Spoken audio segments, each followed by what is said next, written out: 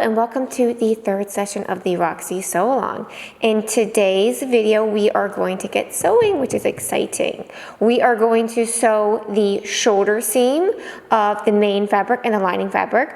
If you are making view B, before you do this, you want to sew the bust darts, the armhole bust darts as well as the bust darts below, along the bottom band.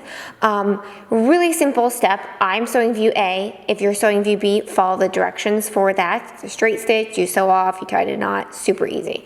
After that, we are gonna sew the main fabric to the lining fabric along the armhole edge, and also along the neckline edge. And just to show you this, the back is right here. So the first step is that we are going to sew the shoulder seams of the main fabric and the lining fabric. This is going to be done separately. So I like to pin these before I even get to my sewing machine together because the main fabric and the lining fabric are the same. So when I get to the machine, I'm like, wait, which one's which? So basically the lining is the one that was undercut. Remember in the last video, we undercut or we trimmed off a little bit along the armhole edge as well as the neckline. I also have this little opening right here. That is where I'm going to put the foam padding. I debated whether I should serge this, but I was very afraid that it would get stretched out of shape. Luckily, my fabric does not fray, so I'm just going to leave it raw. And it's going to be on the inside, so I think that it's going to be okay. You won't see it, so there's going to be no visible raw seams. So all you're going to do is you're going to sew a straight stitch back and forth, back stitch at both ends, and that's it.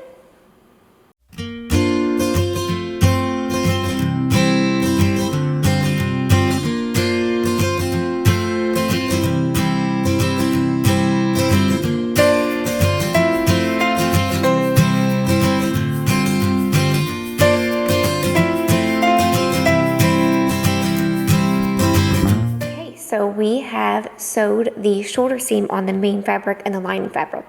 And you can see that the lining fabric is a little bit narrower than the main fabric, and that's because we undercut it. So the next step is we are going to sew the main fabric and the lining fabric along the armhole edge as well as along the neckline edge as well, basically on both edges. To do that, I like to pin the shoulder seams together first to make sure that that is aligned.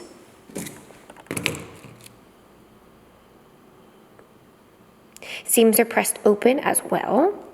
And then I like to sew or like to pin up and down or on either edges. So I pin at the shoulder seam and then I pin downwards and then I pin downwards on the other edge as well.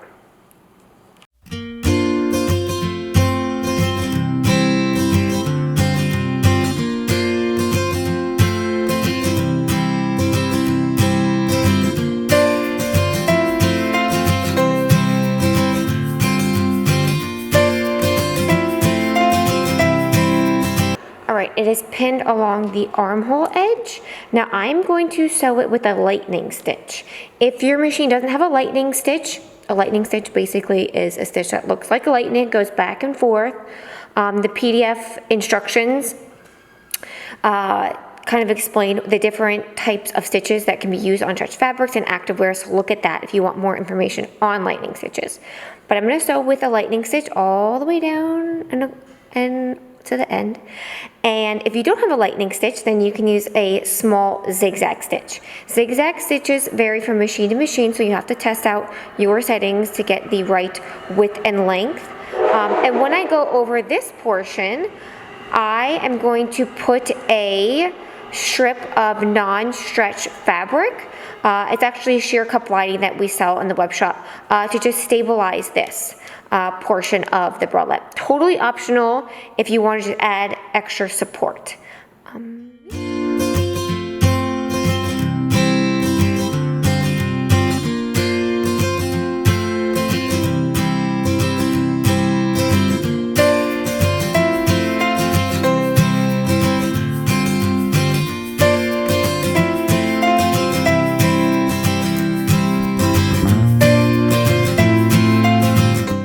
Okay, so I sewed the main fabric and the lining fabric along the armhole edges, and now I'm going to sew them along the other edge, neckline edge, and the other side of the shoulder. And this is where you noticeably see that the lining was undercut. So I'm going to, again, start by pinning at the shoulder seam so that those align, and then I'm going to pin forwards and backwards. And I'm going to sew it with a lightning stitch again, and I'm going to use the sheer cup lining, as you can see here. A little strip of the sheer cup lining just over the shoulder seam area.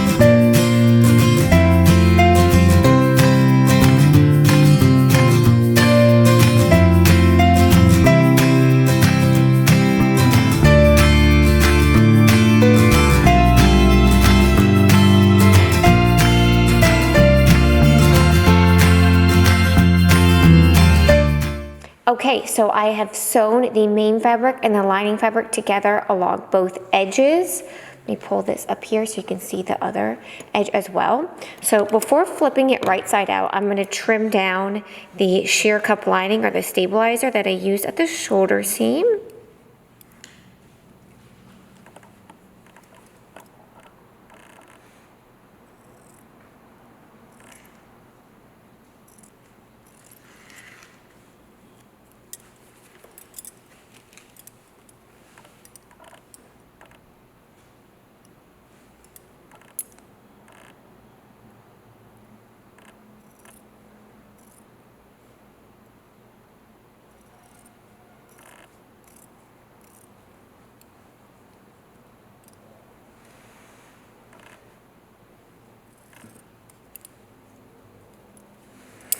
Okay, so now I'm going to pull it right side out. This can be a little tricky. Basically, I stick one finger up the shoulder seam and start pulling it through.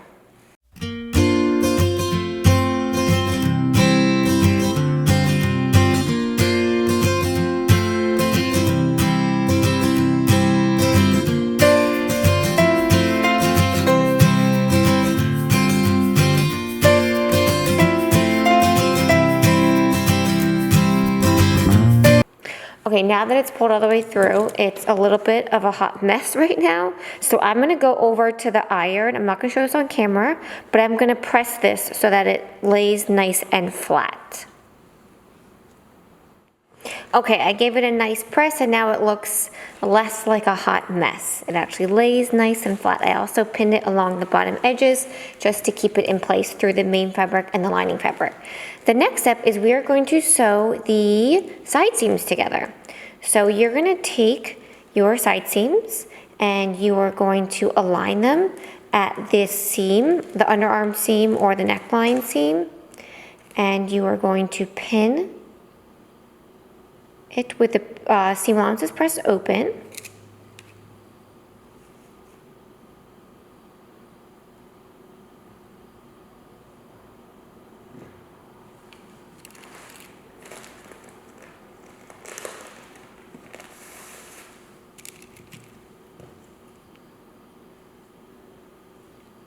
And then you're going to pin forwards and backwards, or up and down, whichever way you want to think of it.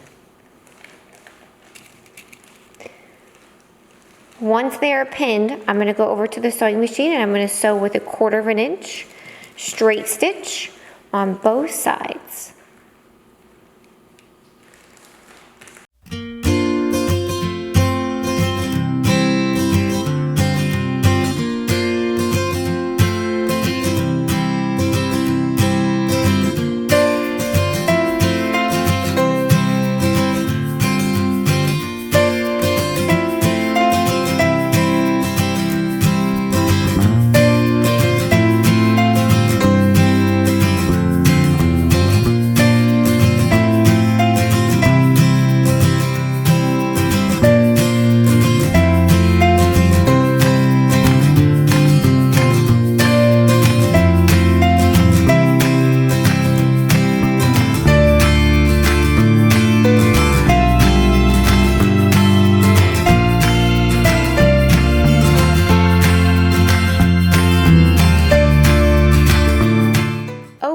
so I've sewed the side seams. I gave it a nice press. I pressed them open and then I pinned them. I folded it over so that they're wrong sides facing.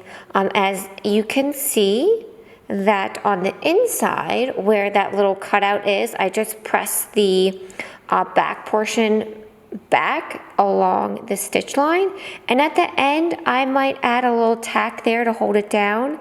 It seems like it's staying in place though, so I'm going to see how it kind of moves around as I'm sewing it, and if it needs to be tacked down, I will do that at the end.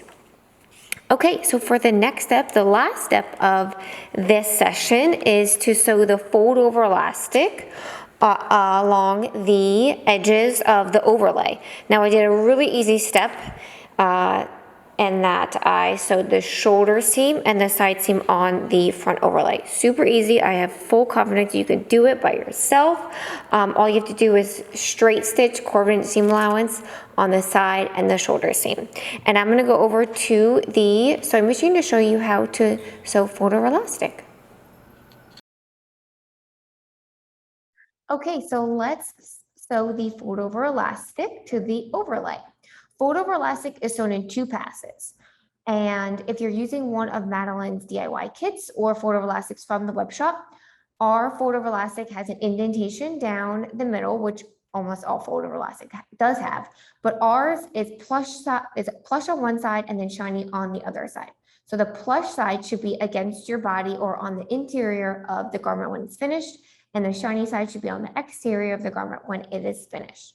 With the overlay wrong side face up, we're going to lay the fold over elastic down, and we are going to align, the plush side should be facing inwards like on the fabric, and then we are going to align that indentation with the edge of the fabric.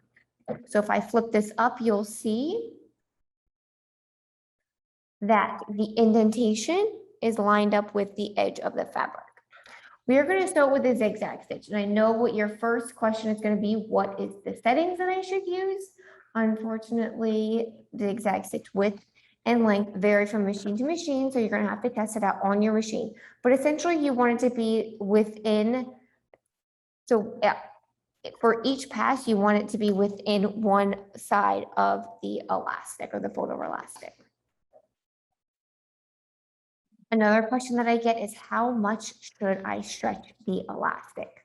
So sewing fold over elastic to one layer of stretch mesh is a little bit difficult. So if you get through this, you can definitely give yourself a pat on the back and a round of applause for getting through it.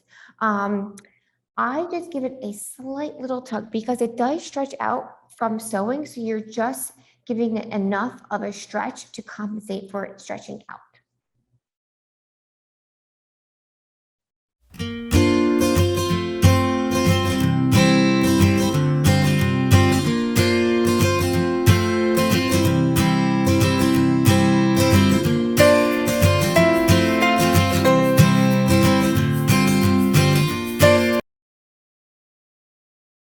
Okay, I'm going to show you a little trick for getting a really nice and clean finish when sewing fold over elastic.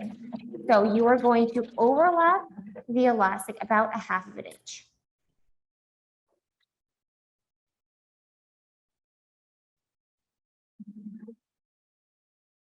I'm going to put my needle down. I'm going to switch to a straight stitch. I'm going to lift my presser foot up. I'm going to pivot. And I'm going to sew back and forth.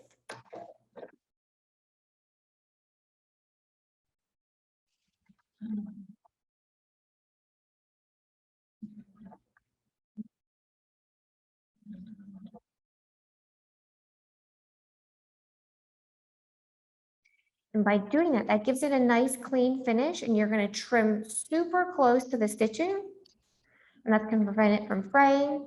And on the wrong side, you're going to cut this at a diagonal.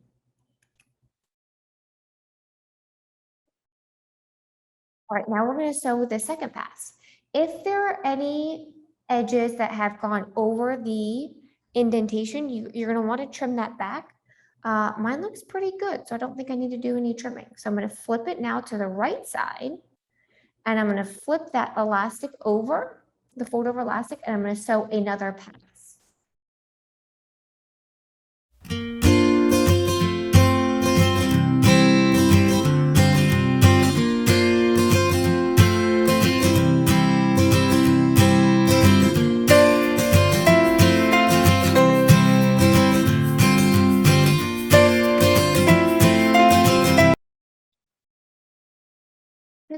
Okay, so now you're going to do those same steps and you're going to sew it along the other edges of the overlay.